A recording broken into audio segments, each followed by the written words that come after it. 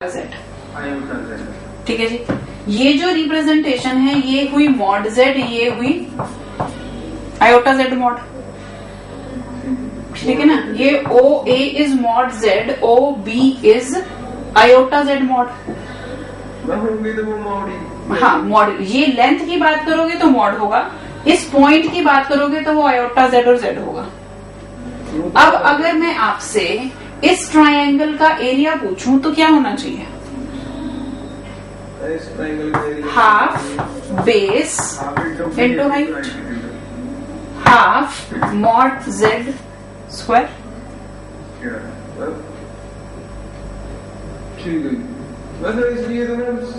Z iota Z और Z plus iota Z, अगर ये आपके पास तीन वर्टिसेस हैं, तीन नंबर हैं, तो इनसे जो आपका ट्रायंगल बन रहा है उसका जो एरिया होगा that will be 1/2 mod Z. अगर हम उसको रीजन मान रहे हैं, हम ऐसे प्रूव कर सकते हैं वो जेड प्लस आयोटा जेड। हाँ वो जेड प्लस आयोटा जेड, क्योंकि मैं अगर 0 माइनस आयोटा जेड 0, हाँ जी, Z minus iota Z minus 0, Z minus 0, इन दोनों में ये जो आपका वर्टेक्स आएगा ये वाला, ये वाला, ये आएगा Z plus iota Z.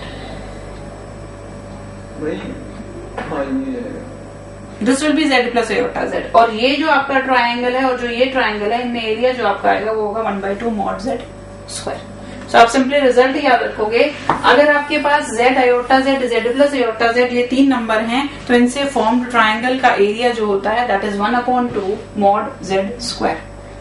Next जो हमें टर्म करनी है that is cube roots of unity. फटाफट करो जरा, बहुत स्लो काम चल रहा है। हाँ जी ट्रायंगल है उसमें बोलो बोलो। एक में वर्टिस है उसकी आयोटा, एक ओमेगा और एक ओमेगा स्क्वायर, इसका 1 ओमेगा एंड ओमेगा स्क्वायर। अगर है तो इक्विलेटरल ट्रायंगल बनेगा। इक्विलेटरल ट्रायंगल का एरिया निकाल लो, √3/4 साइड की लेंथ 1 होगी। हाँ जी बोलो।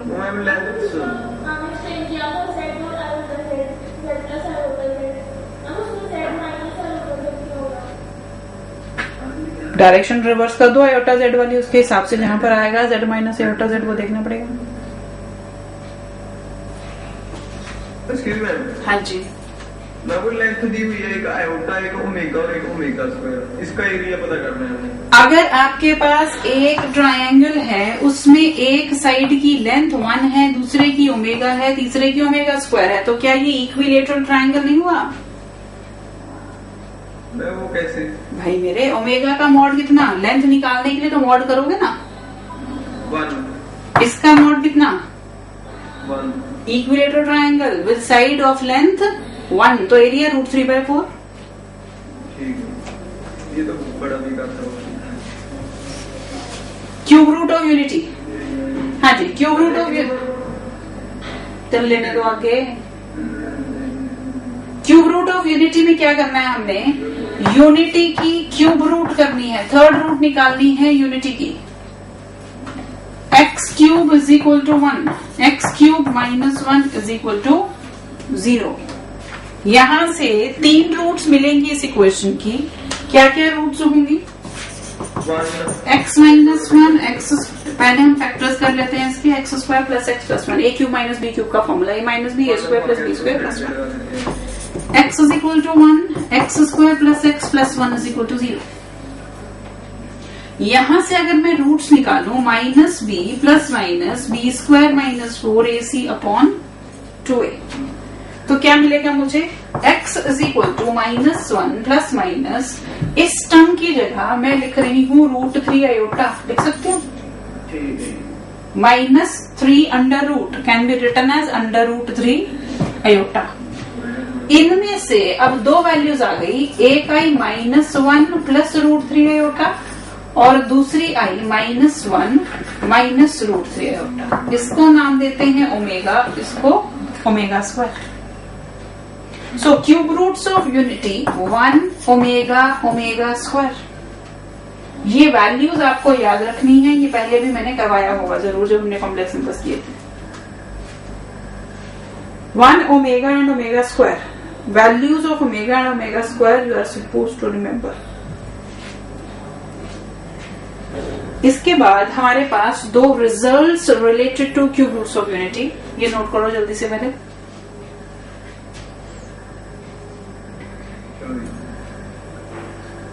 चलें जी आगे।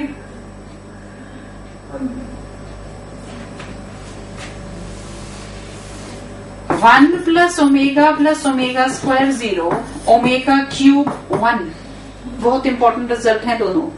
सम of cube roots of unity is 0 and product of cube roots of unity is 1। यहां से देखो, इसको लिख दो omega into omega square 1। Omega cube की जगह I can write omega square into omega. Omega square as 1 by omega, omega as 1 upon omega square, दोनों चीजें कर सकते हो। अब यहां से मुझे बताओ, अगर मैं ओमेगा का कॉन्जुगेट करूं तो क्या मुझे ओमेगा स्क्वायर मिल रहा है?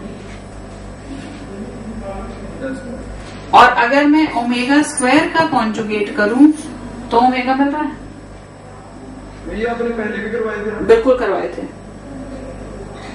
क्यूब रूट्स ऑफ यूनिटी, इतने रिजल्ट्स मैंने पहले भी जरूर बताए होंगे कि ओमेगा और ओमेगा स्क्वायर की वैल्यूज क्या है। 1 plus omega square 0, omega cube 1। Omega square reciprocal of omega, omega reciprocal of omega square, both are conjugate of each other. Omega का कॉन्जुगेट ओमेगा स्क्वायर का कॉन्जुगेट ओमेगा। ठीक है जी। अब इन क्यूब रूट्स ऑफ यूनिटी को निकालने के लिए हम एक और तरीका यूज करेंगे, जिसमें कि हम लगाएंगे डी मोवियस थ्योरम। अब वो क्या है पहले उसको समझ लो, फिर हम आगे चलते हैं। ये कर दो erase. De Moivre's theorem,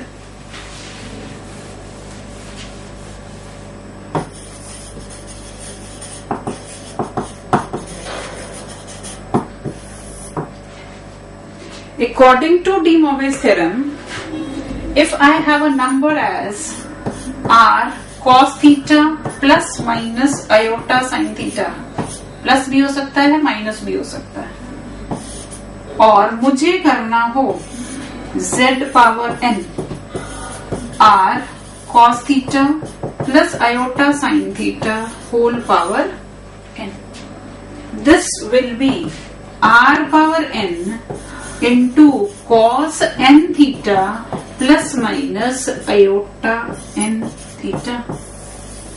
This is your De Moivre's theorem when n is an integer.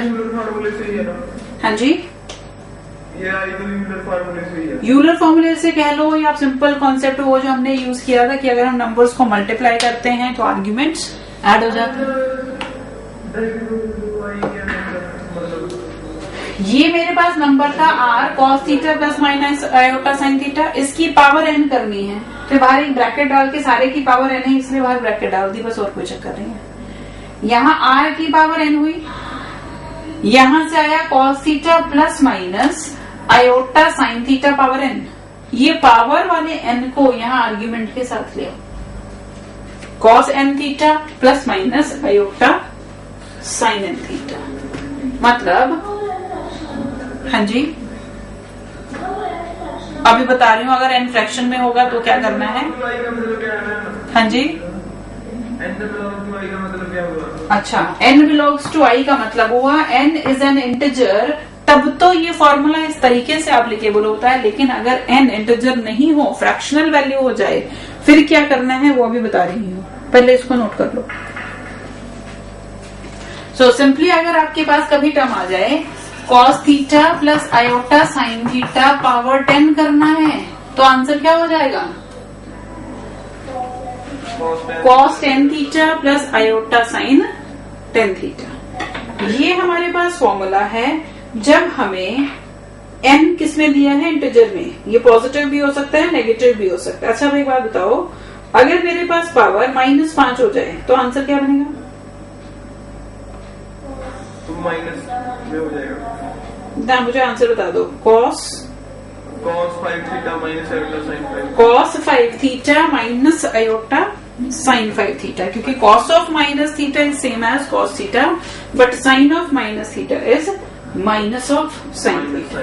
तो ये ध्यान रखना है कि अगर पावर नेगेटिव होगी तो कॉस वाली टर्म से नेगेटिव मिलेगा, सॉरी साइन वाली से नेगेटिव आएगा, कॉस वाली रिमेन पॉजिटिव। अब अगर हमारे पास जो टर्म है n है वो इंटीजर ना होकर के कोई फ्रैक्शनल वैल्यू हो जाए। सपोज मेरे को करना है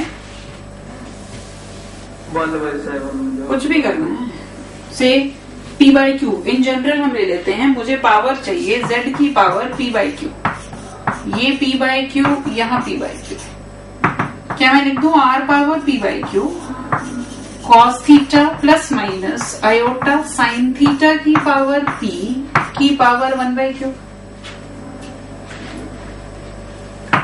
r power p/q cos p theta plus minus iota sign p theta की पावर 1/q। ये वही, अब ये इंटीजर हो जाएगा, अगर p यहां ले आए इंटीजर हो गया तो डी मोविस थ्योरम जो नॉर्मल लगाई थी उसके हिसाब से।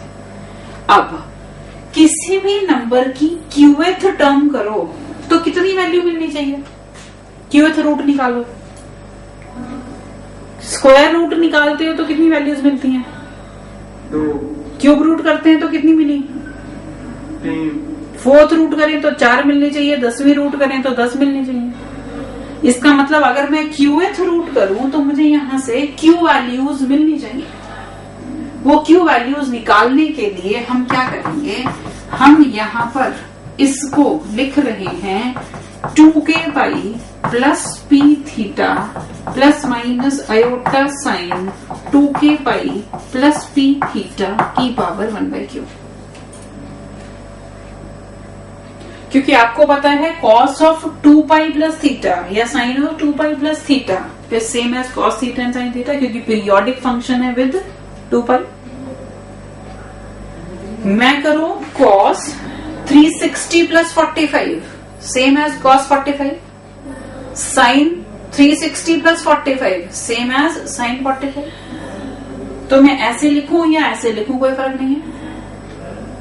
अब अगला स्टेप मैं इसको लिख दूं r power p/q cos of 2k pi plus p theta upon q plus iota sine 2k pi plus p theta upon q।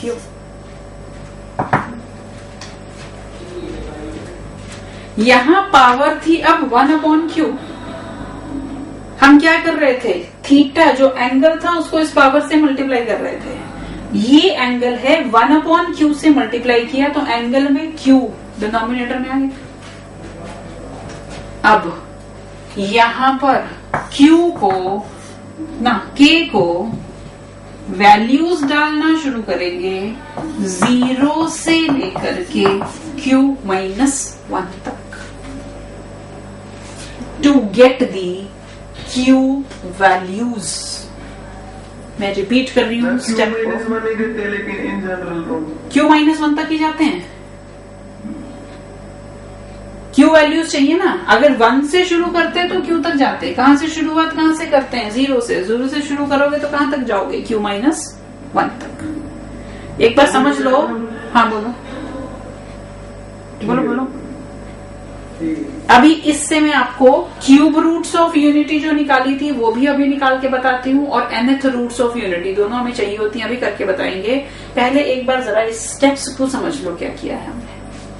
यहाँ पर p/q पावर थी, पहले तो ये p को अंदर ले आए, फिर इस p थीटा की बजाय 2k pi plus p theta किया, फिर ये जो 1/q था इसको यहाँ एंगल के साथ ले आया, और अब q की वैल्यूज, k की वैल्यू जो ये k डाला इसकी वैल्यू 0 से लेकर के q-1 तक चाहिए।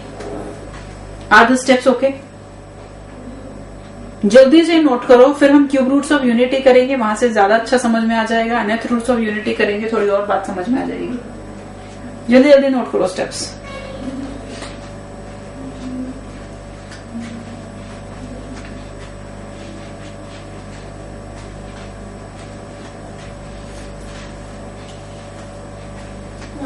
हाँ जी, हाँ, डी मोविस थ्योरम अप्लाई करने के लिए आपका नंबर सिर्फ और सिर्फ पोलर फॉर्म में होना चाहिए, अदरवाइज ये आप फॉर्मूला अप्लाई नहीं कर सकते।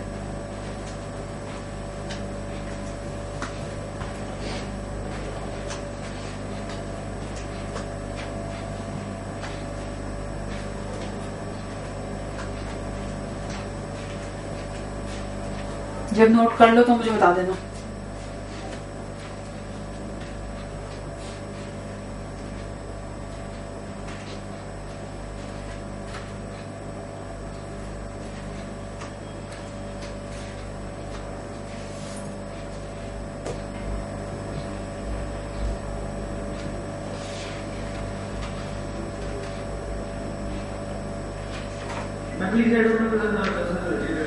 हाँ जी, थोड़ा साइड हो अच्छा जी,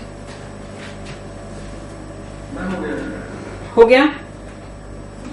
चलो जी, फिर हमने क्या करना है, डी मोवेस थ्योरम का इस्तेमाल करके क्यूब रूट्स ऑफ यूनिटी निकालनी है। मैं ये रिजल्ट को लिखे रहने दे रही हूँ, कंपैरिजन करने में काम आएगा। सबसे पहले तो अब मुझे क्या करना पड़ेगा, 1 को, यूनिटी को पोलर फॉर्म में लिखना पड़ेगा। बताओ जी 1 की polar form. Polar form of 1, z को 1 लिया, इसकी पोलर फॉर्म जल्दी से बोल दो। मॉड कितना है z का, cos 2 pi plus iota sin 2 पाई। cos 2 pi plus iota sin 2 पाई। जब आप प्रिंसिपल आर्ग्यूमेंट की बात करते हो तो आर्ग्यूमेंट कहां से कहां जाना चाहिए, क्या बताया था? मैं वो तो फिर 0 ले सकता। हाँ जी, तो 0 ही लेंगे।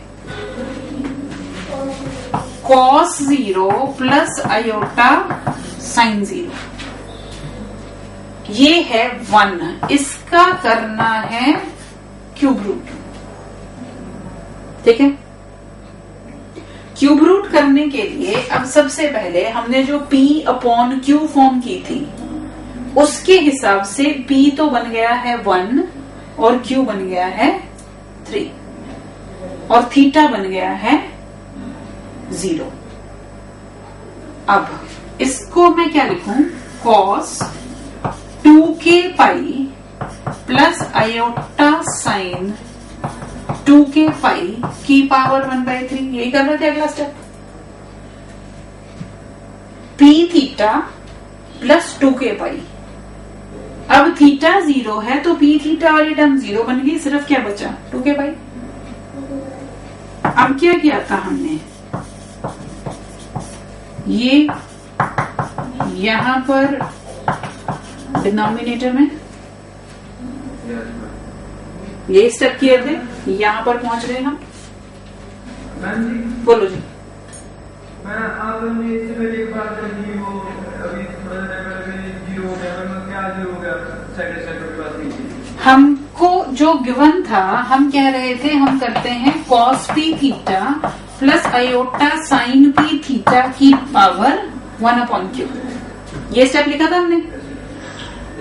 अब यहाँ पर थीटा कितना है, 0, तो ये P इंटू थीटा 0 बन गया, ठीक है। अगला स्टेप हमने किया था cos 2k pi plus p theta iota sine 2k पाई। हाँ बस ठीक है। फिर ये टर्म 0 हो गई तो सिर्फ 2k पाई बच गया अपॉन 3। अब क्या बोला था आपको, k को कहां से वैल्यूज देना शुरू करना है, 0 से, और कहां तक जाना है ना, 2 तक, q-1 तक। अब जरा हम k को 0 डालते हैं। कहां से कहां वैल्यू बोली, 0 से लेके q-1 तक।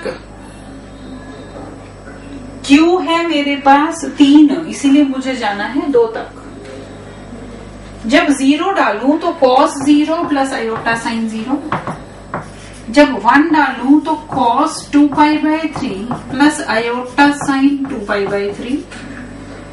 जब k को 2 डालोगे तो ये बन जाएगा cos 4π/3 प्लस आयोटा साइन 4π/3।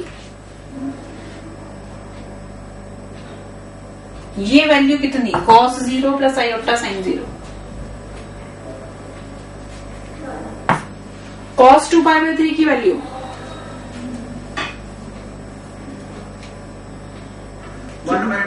1/2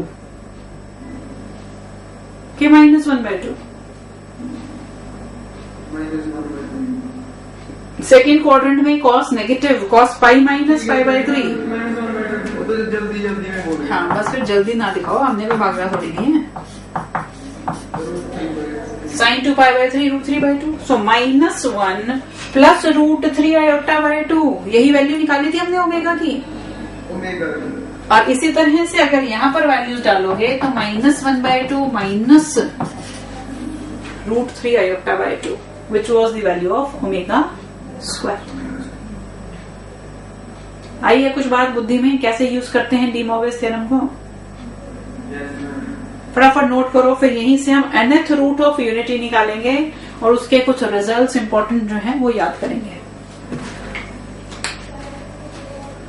जल्दी से इसे नोट कर लो, जब हो जाए तो मुझे बता देना। यादव जी पानी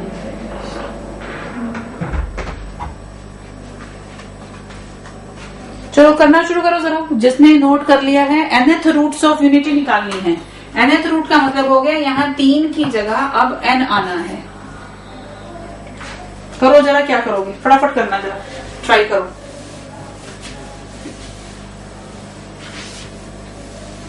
हाँ जी कर दो इरेज। बातें करने को नहीं कहा मैंने, सतनाम। आपको बोला है nth रूट्स ऑफ यूनिटी निकालनी है।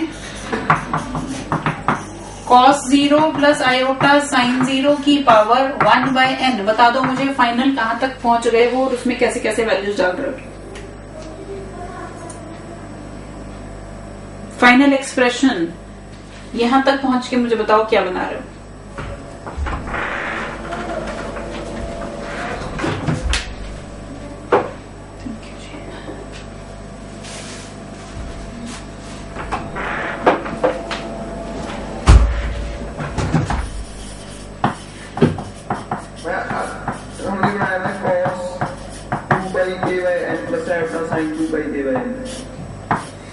ठीक है जी, इसमें अब n को वैल्यूज कहां से कहां डालनी है, ना k को। 0 से n-1। अब जरा ध्यान से देखना, ये जो स्टेप कर रही हूँ ना, ये मैं सिर्फ इसीलिए नहीं कर रही कि टाइम पास करना है। इस तरह के स्टेप्स क्वेश्चंस को सॉल्व करने के लिए भी हमारे काम आते हैं। तो जरा ध्यान से देख लेना। जब हमने n को डाला, k को डाला 0, टर्म बनी cos 0 प्लस आयोटा sin 0। जब 1 डालेंगे तो बनेगा cos 2π/n plus iota sin 2π/n। Next will be 4π/n iota sin 4π/n, and in the end I will get cos 2 times n minus 1π/n iota sin n minus 1π/n। समझ में आती है इतनी बात? अब जरा जो मैं करने जा रही हूं उसको ध्यान से समझ लेना। ये तो है हमारा, इस वैल्यू को अगर मैं अल्फा ले लूं तो क्या इसको अल्फा स्क्वायर ले सकती हूँ? मैं वहां पर n-1 नहीं है। कहाँ पर? वहां पर -1 नहीं है। n-1 है, ये भी n-1 है। हाँ जी, मैंने कहा अगर मैं ये वैल्यू को अल्फा लूं तो क्या ये अल्फा स्क्वायर है? क्योंकि इसका स्क्वायर करेंगे तो डी मॉर्गन्स थ्योरम से एंगल में 2 से मल्टीप्लीकेशन होके ये टर्म मिल जाएगी। आई मेरी बात कुछ बुद्धि में समाना स्टूडेंट? हाँ जी, हाँ। अगर आप इसको फुल स्केल करते हो तो फिर नीचे वाला n का स्क्वायर नहीं हुआ। कहाँ n का स्क्वायर? ये अगर अल्फा है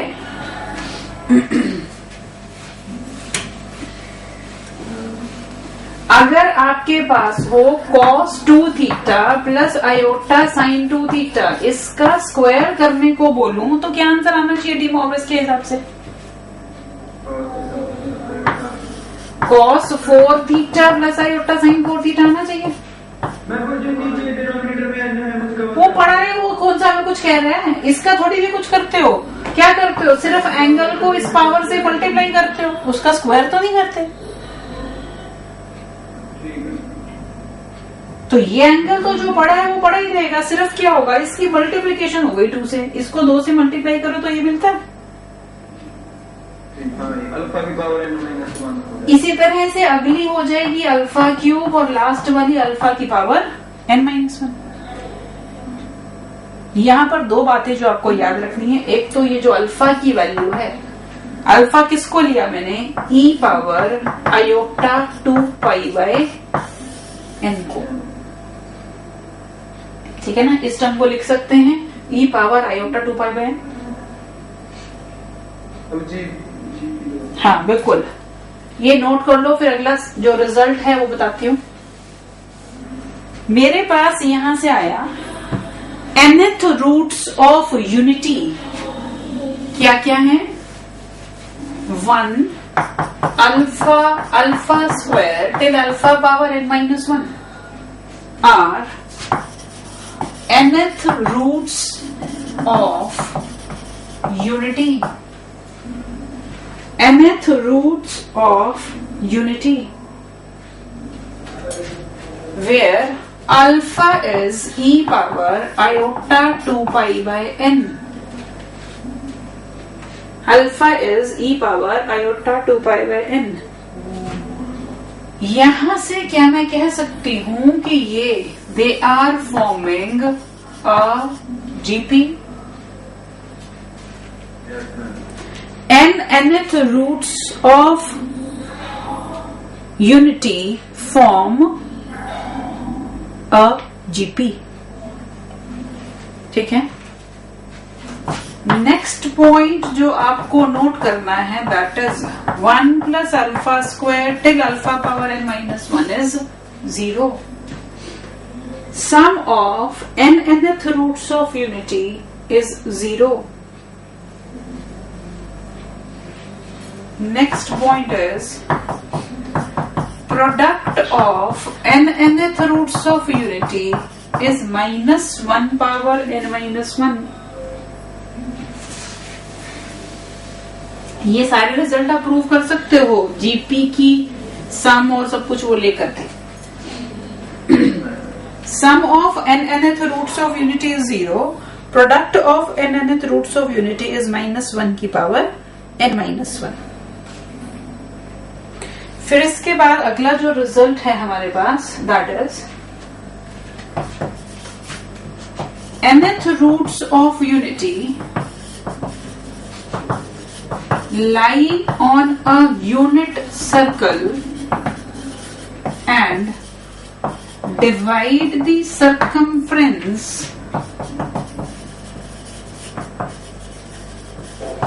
in n equal parts. nth roots of unity lie on a unit circle